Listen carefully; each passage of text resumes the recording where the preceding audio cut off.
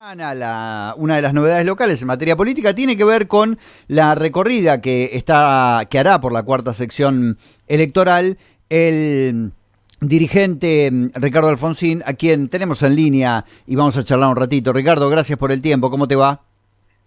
¿Cómo te va, Guillermo? Por favor, al contrario, gracias a ustedes. Bueno, nuevamente en el ruedo. Vos sabés que yo hoy arranqué el programa hablando un poco del ámbito local y de lo descafeinada que veía la dirigencia local en cuanto a no viéndola encontrándose con instituciones, caminar la calle. Después dije, bueno, falta un poco para el proceso electoral, pero digamos, es un año específicamente para salir, para encontrarse con el vecino, con las instituciones. A nivel local eso todavía se ve poco. Vos has decidido iniciar este recorrido o retomar este recorrido por la provincia, vas a estar acá en la zona. Contanos un poco de qué se trata este Frente Amplio por la Democracia. Ya, claro que yo siempre he hecho eso, ¿no? Eso cuando estaba en el partido, en tiempo de no campaña, recorría. Claro. Porque hay que ponerse en contacto con la gente, con los dirigentes del partido, con lo que era mi partido, con la gente, a poder conversar, hablar. Creo que es una obligación esa, ¿no? Uh-huh. No, por supuesto que los medios son importantísimos porque nos permiten multiplicar la propuesta, el mensaje, que la gente nos conozca, pero las visitas personales son irreemplazables, ¿no? Uh-huh. Y bueno, y nosotros estamos haciendo eso desde hace ya, desde agosto del año pasado, cuando creamos el Frente Amplio por la Democracia. Integramos con Libre del Sur, con quien ya habíamos trabajado juntos en el año 2013, Radicalismo, Libre del Sur, el Proyecto Sur, Gen, Socialismo. Bueno, habían conformado el Frente Amplio UNEN, que había hecho una elección extraordinaria en todo el país, ¿no? Lamentablemente lo destruyeron para poder crear después Cambiemos. Uh-huh. Y es un frente de naturaleza muy distinto, que es entre fuerzas que nada tienen que ver entre sí. En cambio, en el Frente Amplio UNEN existían programas y coincidencias muy importantes que justificaban la unión entre esas fuerzas. Claro. Bueno, estoy recorriendo con Libre del Sur, con Forja, que es otro producto de la diáspora del partido, del drenaje que sufrió el partido y que va a seguir sufriéndolo. Claro. No solo va a sufrir fuga de dirigentes, sino de electores, cada vez más. Y con socialistas también, nos va a acompañar un dirigente socialista, en este caso de Gran Buenos Aires, muchos socialistas. Como tienen libertad de acción en la provincia, bueno, hay algunos que no están de acuerdo con lo que está haciendo el socialismo en ciertos distritos y nos acompañan a nosotros. Tratamos de visitar a instituciones, centros de jubilados, sociedades de fomento, cámaras de comercio, comunidades comunitarios, sindicatos, para escuchar, ¿no?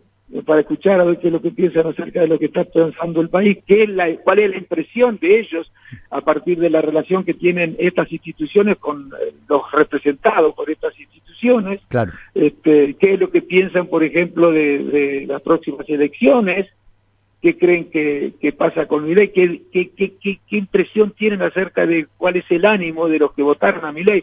Y la información que recibimos es muy distinta, la verdad, a la que nos brindan algunas encuestas, ¿no? Que tienen, desde mi punto de vista, dificultades para detectar algo que está ocurriendo. ¿Qué es eso que está ocurriendo, molesta, que están detectando?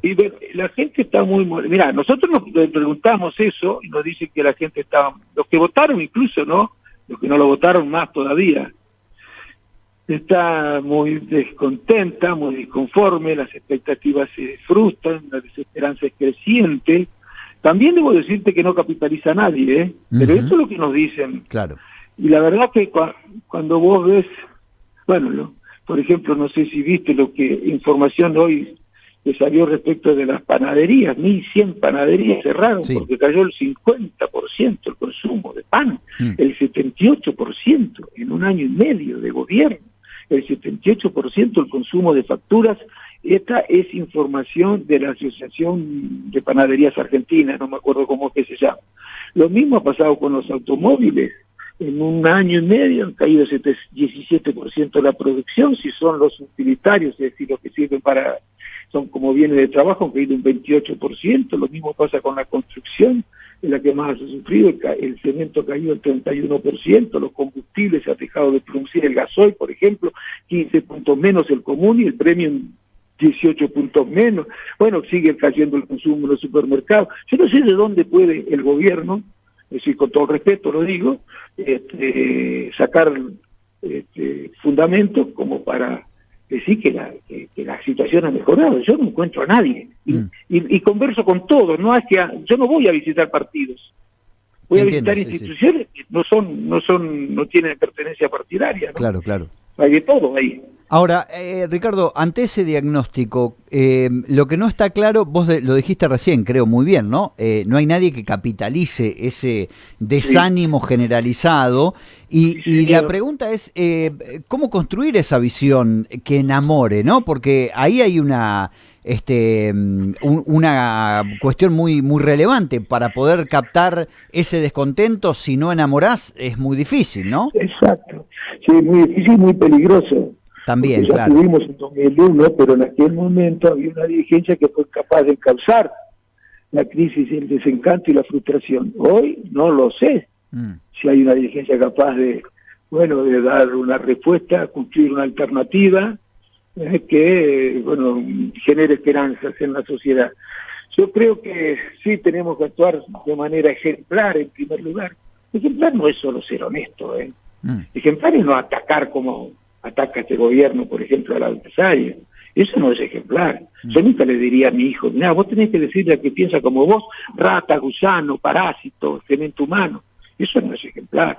Ejemplar no es ser insensible socialmente, ser indiferente, egoísta. Aquí no te lo prohíbe la ley, pero la ley establece un piso moral mínimo. La ejemplaridad es más exigente.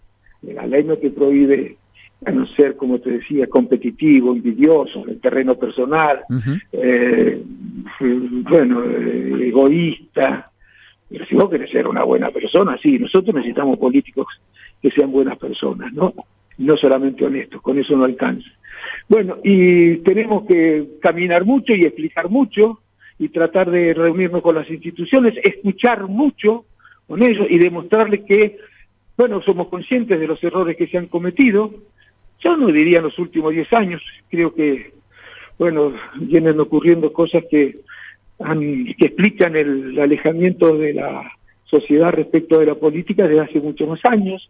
Esto pasa en el mundo también, no a consuelo, desde luego, pero pasa en el mundo, no creo que es solo un problema que pasa en Argentina. Yo creo que la culpa es del neoliberalismo, porque empieza a pasar casualmente, estos liderazgos emergen a partir de la década del 80, cuando se empiezan a aplicar las políticas neoliberales. Si los partidos de Europa hubieran gobernado a favor de los sectores populares, pues no hubieran perdido los apoyos que han perdido, si hubieran hecho las cosas bien. Ahora en Austria, en Francia, en España, en Alemania, en Holanda, en Bélgica, en Grecia, en todos lados aparecen liderazgos como estos. ¿Por qué razón? Porque no han hecho las cosas bien. ¿Y qué estuvieron haciendo? Aplicando políticas neoliberales, que más allá de las promesas y de las intenciones que podían tener cuando se empezaron a aplicar, lo cierto es que no satisficieron las expectativas. Claro. No dieron satisfacción a las expectativas que se había generado la sociedad, y por supuesto en países como los nuestros, los países latinoamericanos, que somos países mucho más pobres, la situación todavía es más grave. Claro, ¿no? Claro, por supuesto, porque eso habitualmente termina en más pobreza y en peores condiciones para las mayorías, ¿no? Pero quiero decir, a ver, el neoliberalismo lo que representa, porque parece que a veces, a ver, ¿qué es lo que ha pasado con el neoliberalismo, digamos? Lo que ha ocurrido es que la economía funciona a nivel planetario y la política funciona a nivel local. Quiere decir que los estados, los gobiernos, han perdido margen de maniobra, margen de acción. No pueden hacer por la sociedad hoy lo que necesita la sociedad que hagan por ella. Por ejemplo, si necesitamos aumentar impuestos, si necesitamos mejorar la relación laboral, si necesitamos tomar decisiones que protejan el ambiente y que obliguen a las empresas a hacer inversiones para cumplir con este objetivo, todas las empresas pueden hacer ahora algo que antes no podían hacer. Nos vamos a otro país. Claro. Vamos a un paraíso fiscal, digamos. Vamos a un paraíso fiscal, una empresa donde los salarios sean muy malos, a países donde los salarios sean muy malos, donde sean muy bajos, donde no haya garantías laborales, donde los impuestos casi no existen, bueno, donde no hay cuidado ambiental. Bueno, nos vamos a todos esos países, total, igual con el neoliberalismo, como todas las economías se abren, vamos a poderle vender a la Argentina, pero en la Argentina que nos cobran, y en otros países que cobran más, bueno, no nos vamos a radicar. Eso, no sé si es difícil explicarlo tan rápidamente, pero eso ha significado una pérdida del poder de la política. El desafío, desde mi punto de vista, de la política para los sectores progresistas, para los sectores de la derecha, están en el mejor de los mundos. Claro. Por eso están tan contentas las grandes corporaciones con la política que está aplicando Milei. Ahora, si queremos construir sociedades más justas, tenemos que empezar a pensar cómo hacemos para recuperar poder.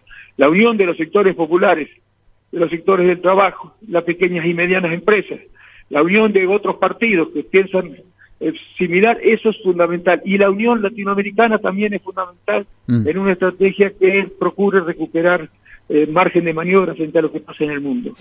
Ricardo, ¿qué nivel de apertura tiene este frente para con los distintos sectores que podríamos ubicar dentro del progresismo, el campo nacional y popular? ¿Hay diálogo con sectores de, no sé, Kicillof, el kirchnerismo, con otros partidos de ese...? Esa es la pregunta del millón, yo te diría, ¿no? Yo te diría, primero hay que aclarar que nosotros no elegimos presidente en esta elección. Pero la gente nos dice, che, pero ¿cómo vamos a frenarlo? En las visitas que hacemos, ¿cómo vamos a frenarlo? ¿Cómo vamos a obligar al hombre a dialogar? O si en realidad va a gobernar hasta el 2027. Y es cierto, eso es así. En esta ocasión se eligen legisladores. Pero ¿qué pasa? El gobierno va a intentar profundizar su proyecto conservador, reaccionario, yo diría oligárquico, en el sentido de que beneficia sobre todo a los ricos. Yo podría exagerar diciendo estamos en una oligarquía democrática, ¿no? Porque llegan al gobierno por los votos. Pero bueno, va a tratar de profundizar este proyecto y va a tratar además de profundizar su deriva autoritaria.